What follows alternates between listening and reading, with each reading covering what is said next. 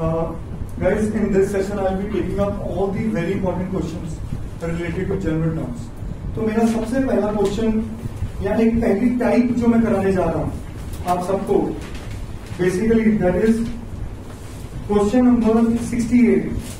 Question number 68 देखिए क्या कह रहा है. अपने आप में एक अलग चीज बोल रहे हैं जो अभी तक हमने कितने क्वेश्चन कर दिए उसमें नहीं है. Find the 11th term from the last. Find the 11th term from the last of the AP 10, 7, 4 and up to -62. हाँ जी. इसके अंदर पहले n निकाल के उसकी बैकवर्ड 11th टर्म ले. बिल्कुल वही कहना चाह रहे हैं, पर इससे पहले मैं आपको एक कॉन्सेप्ट सिखाना चाहूंगा. देखिए क्वेश्चन था, they are asking 11th term from the last. याद है मैंने आपको कहा था मेरे बोर्ड एग्जाम में क्वेश्चन आया था, ये वो क्वेश्चन, मतलब may be the values might differ, ठीक है, but yes this was a question which was there. End of the AP कौन सी दे रखी है? 10, 7, 4 एंड अप टू -60. अब ध्यान से समझना, इसको करने के दो तरीके हैं. कौन से? पहले मैं आपको इसके पीछे का बेस समझाता हूं, कहना क्या चाह रहा हूं. ध्यान से सुनिएगा. मैंने यहां पे एक एपी ग्रेड दी 1, 2, 3, 4, 5, 6, 7, 8, 9, 10. यस और नो? कितनी टर्म्स? ए है 1, डी है 1, एन है, और मैं कहता हूं आपको ध्यान से सुनना मेरी बात को. थर्ड टर्म फ्रॉम लास्ट, पीछे से कौन सी टर्म? थर्ड. तो कैसे लिखना शुरू कर दे? पहली टर्म, दूसरी टर्म, तो ये मांग रहा है ये वाली टर्म, तो ये आगे से कौन सी टर्म है? तो T3 फ्रॉम लास्ट या A3 बोल लो, T3 भी लिख सकते हैं. T stands for term. A3 from last can be equal to A8 from beginning. Yes और नो? Yes sir. अब ये आपको कैसे पता चलेगा? या तो मैं कोई फॉर्मूला बता दूं कि भाई ये लगा दो, हर बार फिक्स है. यस और नो? Yes sir. कोई डाउट? अब आपको बात समझाते हैं फॉर्मूले. फॉर्मूला क्या है? A8 कैसे निकला? अगर मैं यहां से समझाता ना, यू विल गेट कंफ्यूज. तभी मैंने 1 से लेकर 10 तक लिया, क्योंकि आप सबका दिमाग एक पैरेलल लाइन पे सबका सेम चल रहा है. 1 से लेकर 10 तक तो पूरी जिंदगी हो गई ऐसे क्वेश्चंस करते हुए. यस और नो? आप ध्यान से देखो करना कैसे. जब भी ये आए A3 फ्रॉम द लास्ट, तो इसका फॉर्मूला बनता है AR from the last. AR मतलब आरथ टर्म. इसका मतलब क्या है? आरथ टर्म फ्रॉम लास्ट. ये एक बार बोर्ड में सिर्फ फॉर्मूला भी पूछा गया है 1 मार्क में. What is the formula for आरथ term from the last? तो हमें पता होना चाहिए, ठीक है. तो वो क्या है? सुनना. n minus R plus 1 1th term from beginning. n क्या है यहां पे? 10. 8th term, sorry 3rd term from last can be written as 10 minus 3 plus 1. तो 10 माइनस 3 7 प्लस 1 8. तो आप क्या लिखोगे? 8th term from beginning. Concept समझ आ गया कि नहीं आ गया? यस और नो? कॉन्सेप्ट क्लियर हो गया? तो ये फॉर्मूला आपका बन गया AR फ्रॉम द लास्ट. अपनी कॉपी में जरूर लिख लेना आरथ टर्म फ्रॉम द लास्ट का फॉर्मूला. अब समझो, पहले क्वेश्चन करते हैं, क्योंकि मैंने इसी क्वेश्चन के 2 तरीके आपको बताने. There are 2 veg. 1 वे जो मैं पहले सिखा रहा हूं, पर मैं साथ ही कहूंगा ये लगाना ही नहीं है, हमने लगाना ही सेकेंड वे है. ये फर्स्ट वे इसलिए करा रहा हूं ताकि आपको एक फॉर्मूला याद हो जाए, because this formula has come many time in school exams for 1 mark and 1 in board exam. तो हमें फॉर्मूला याद होना चाहिए. अब ध्यान से सुनिए. सबसे पहले मैंने आपको हमेशा कहा 3 चीजें. कौन सी? एंड. ए क्या है? बी. एक मिनट, फलूट बी क्या है इस क्वेश्चन में? 1. डी कैसे निकलते हैं?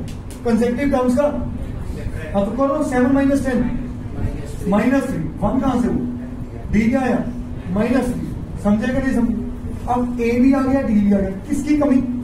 एन की। एन कौन दे सकता है? एन दे सकता है। तो मैं लिखूंगा let a n is equal to minus, yes और नो? ए एन का formula a plus is equal to a की जगह एन माइनस वन, डी की जगह इज इक्वल टू, अब 10 उधर जाके माइनस कर दे, -62 माइनस 10 n माइनस 1 -3 का क्या हो रहा है? यहाँ आगे हटा 3 24 का n कितना आ गया बेटा? क्या आप सब लोग मेरे साथ हो? अब वो कौन सी टर्म पूछ रहे हैं मेरे से? कौन सी टर्म पूछ रहे हैं? यस हो तो हाँ जी। अब वो मेरे से पूछ रहा है 11th term from the total terms कितनी है? तो मैं यहां पे लिख लूं, ध्यान से देखना, 11th term from last is equal to 25। ये फॉर्मूला लगाओ, एन क्या है? 25 माइनस आर की जगह 11 प्लस 1। 1th टर्म कहां से? फ्रॉम बिगिनिंग, फ्रॉम बिगिनिंग, ठीक है, लास्ट से तो पूछी गई। अब 25 माइनस 11, 25 माइनस 11 14 प्लस 1, तो ये बना A15। क्या बना?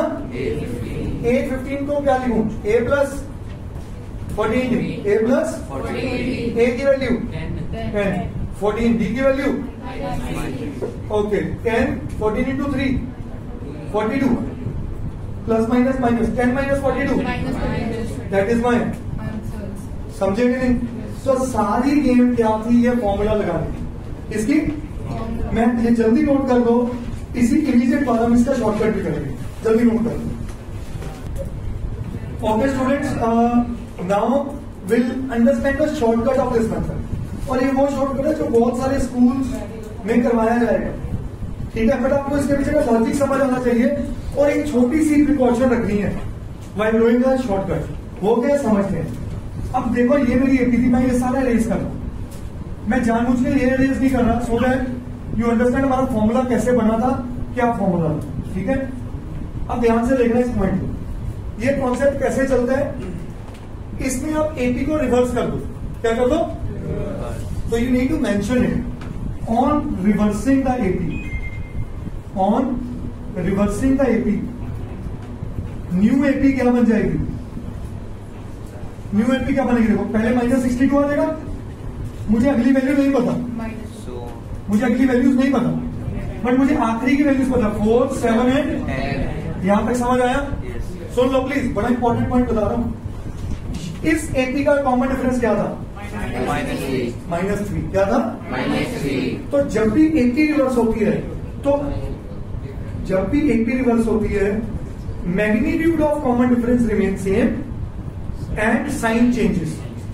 Magnitude remain same, sign. तो पहले जो यहां पे डी था -3, इस एपी का डी क्या हो जाएगा? बस ऐसे सोच। अब क्या मतलब, मुझे फर्स्ट टर्म में 3 ऐड करना है, मुझे फर्स्ट टर्म में 3 क्या करना है? -62 plus 3 -59 plus 3 and so on up to 4, 7 and 10। ये पॉइंट समझ आया सबको?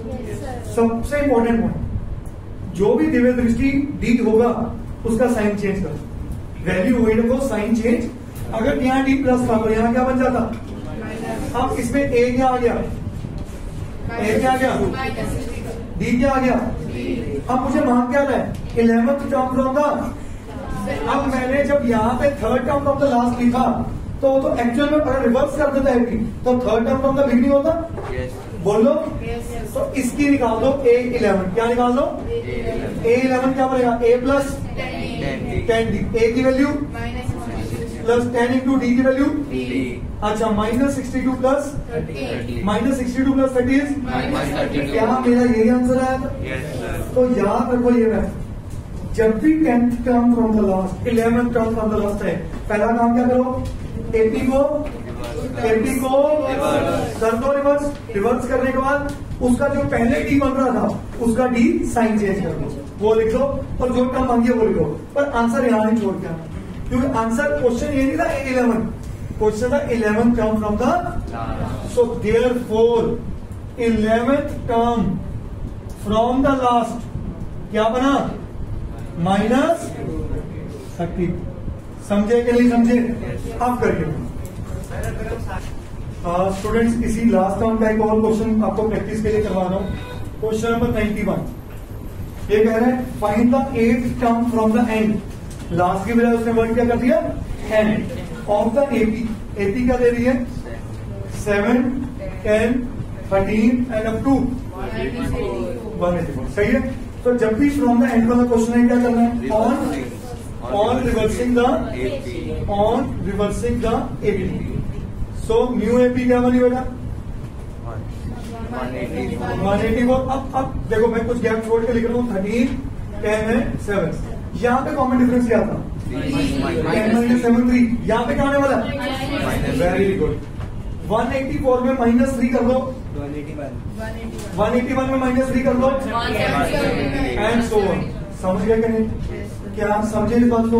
अब कौन सी टर्म आ रही है, 8th टर्म फ्रॉम द, तो इस न्यू एपी की क्या निकालनी है, ए किसकी, और न्यू एपी इसकी, ए का फॉर्मूला a + 7 की जगह 7 डी की जगह, तो बना 184 माइनस, तो ये बना 160। इज दैट ओके और नॉट ओके? पर फिर भी आंसर ऐसे नहीं लिखना, कैसे लिखना, क्या बनाना था, so 8th term from last is equal to -160, sorry +160। Understood और नॉट? करिए।